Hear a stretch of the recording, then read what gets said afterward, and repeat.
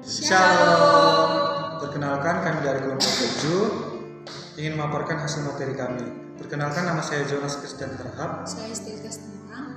Saya Februari Walu. Pertama itu adalah Sistem Pendidikan Nasional. Sistem Pendidikan Nasionalnya terdapat dalam Undang-Undang Dasar Nomor 20 Tahun 2003, yang dimana terdapat 22 bab dan 77 pasal.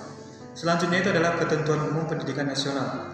Pendidikan adalah suasana belajar dan proses pembelajaran agar peserta didik secara aktif mengembangkan potensi dirinya untuk memiliki kekuatan spiritual, keagamaan, pengendalian diri, kepribadian, kecerdasan, akhlak mulia, serta keterampilan yang diperlukan dirinya.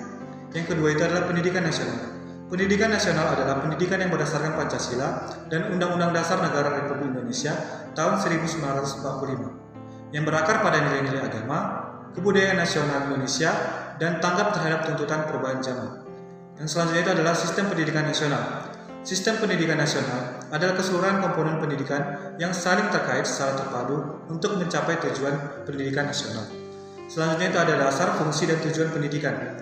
Dasar pendidikan nasional. Pendidikan nasional berdasarkan Pancasila Undang-Undang Dasar 1945.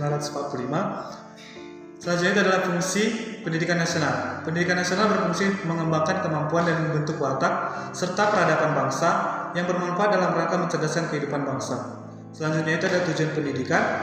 Tujuan pendidikan nasional ini untuk mengembangkan potensi peserta didik agar menjadi manusia yang beriman dan bertakwa kepada Tuhan Yang Maha Esa, berakhlak mulia, sehat, berilmu, cakap, kreatif, mandiri, dan menjadi warga negara yang demokratis serta bertanggung jawab. Prinsip penyelenggaraan negara. Pendidikan diselenggarakan secara demokratis dan berkeadilan.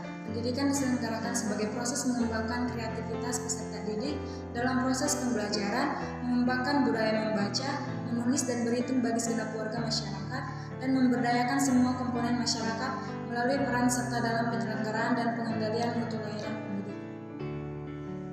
Selanjutnya, hak dan kewajiban warga negara, orang tua, masyarakat, dan pemerintah.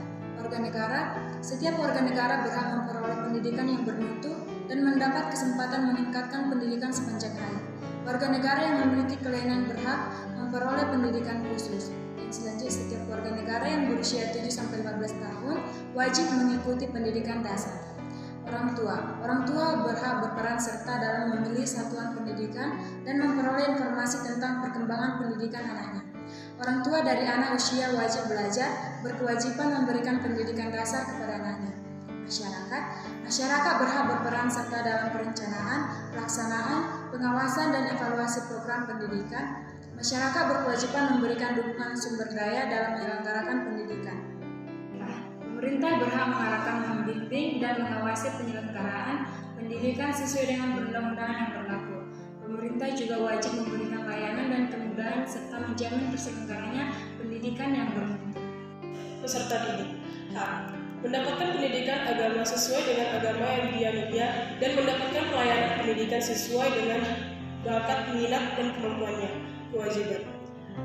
Menjaga norma-norma pendidikan untuk menjamin keberlangsungan proses dan keberhasilan pendidikan dan ikut menanggung biaya penyelenggaraan pendidikan kecuali bagi peserta didik yang dibebaskan dari kewajiban tersebut sesuai dengan peraturan perundang-undangan yang berlaku.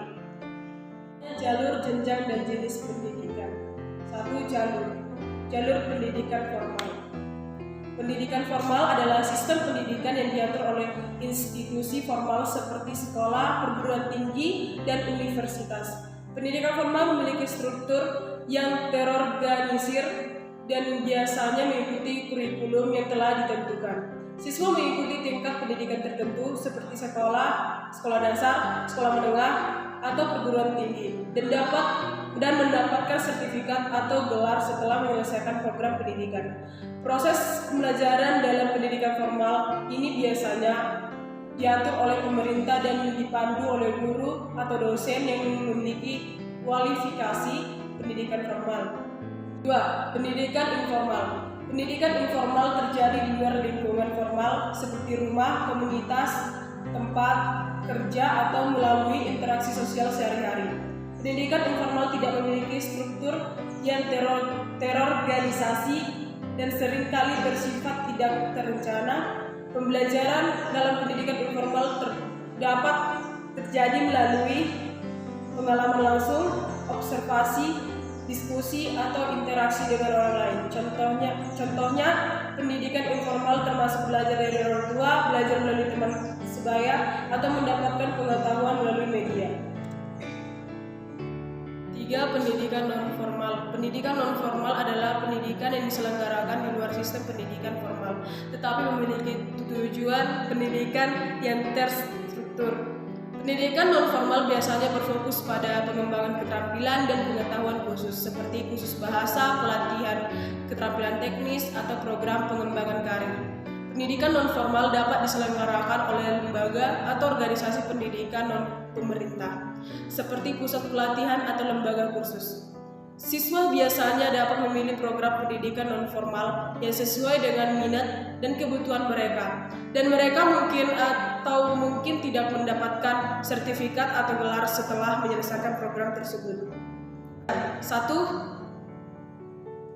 Pendidikan dasar.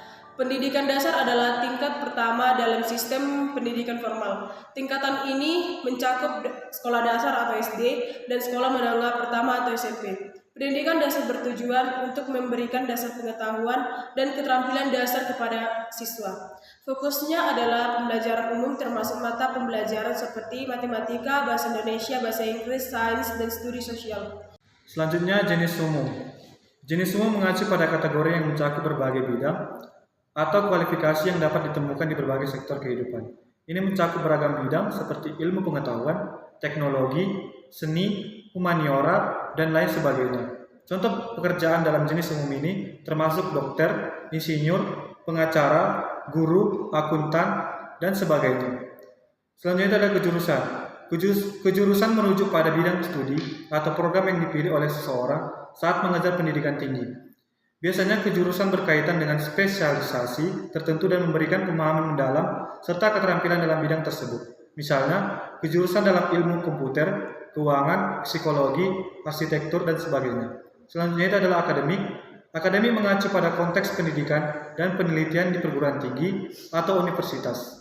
Program akademik biasanya fokus pada pengembangan pengetahuan dan pemahaman secara teoritis dalam suatu bidang. Tujuan utamanya adalah memberikan pendidikan yang komprehensif kepada siswa dengan penekanan pada kegiatan akademik seperti kuliah, seminar, penelitian, dan tugas akhir.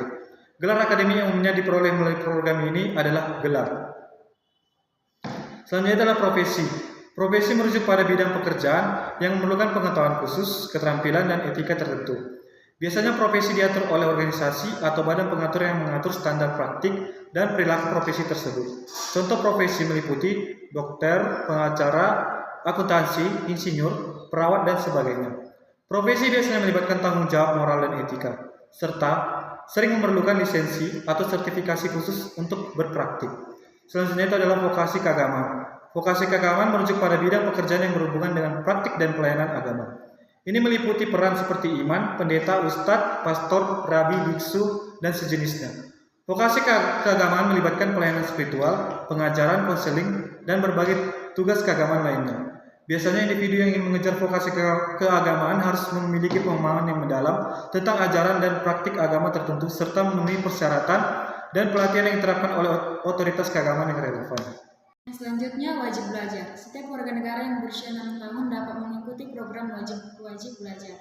Pemerintah dan pemerintah daerah menjamin terselenggarakan wajib belajar minimal pada jenjang pendidikan dasar tanpa memungut biaya. Selanjutnya, standar nasional pendidikan. Standar nasional pendidikan terdiri atas standar isi, proses, kompetensi, lulusan, tenaga kependidikan, sarana dan prasarana, pengelolaan, pembiayaan, dan penilaian pendidikan yang harus ditingkatkan secara berencana dan berkala. Standar nasional pendidikan digunakan sebagai acuan pengembangan kurikulum, tenaga kependidikan, sarana dan prasarana, pengelolaan, dan pembiayaan. Selanjutnya, kurikulum. Pengembangan kurikulum dilakukan dengan mengacu pada standar nasional pendidikan untuk mewujudkan tujuan pendidikan nasional. Kurikulum pada semua jenjang dan jenis pendidikan dikembangkan dengan prinsip diversifikasi sesuai dengan satuan pendidikan, potensi daerah, dan peserta didik. Pendidik dan tenaga kependidikan. Tenaga kependidikan bertugas melaksanakan administrasi, pengelolaan, pengembangan, pengawasan, dan pelayanan teknis untuk menunjang proses pendidikan pada satuan pendidikan sedangkan pendidik merupakan tenaga profesional yang bertugas merencanakan dan melaksanakan proses pembelajaran, menilai hasil pembelajaran, melakukan pembimbingan dan pelatihan, serta melakukan penelitian dan pengabdian kepada masyarakat, terutama bagi pendidik pada perguruan tinggi. Sarana dan prasarana. Setiap satuan pendidikan, baik formal dan non-formal, harus menyediakan sarana dan prasarana yang memenuhi keperluan pendidikan sesuai dengan pertumbuhan dan perkembangan potensi fisik, kecerdasan intelektual, sosial, emosional, dan kejiwaan peserta didik yang telah diatur lebih lanjut dengan peraturan pemerintah. Selanjutnya, peran serta masyarakat dalam pendidikan. Peran serta masyarakat dalam pendidikan meliputi peran serta perseorangan, kelompok, keluarga, organisasi profesi, pengusaha, dan organisasi kemasyarakatan dalam penyelenggaraan, pengendalian mutu pelayanan pendidikan, dan masyarakat dapat berperan serta sebagai sumber, pelaksana, dan pengguna hasil pendidikan.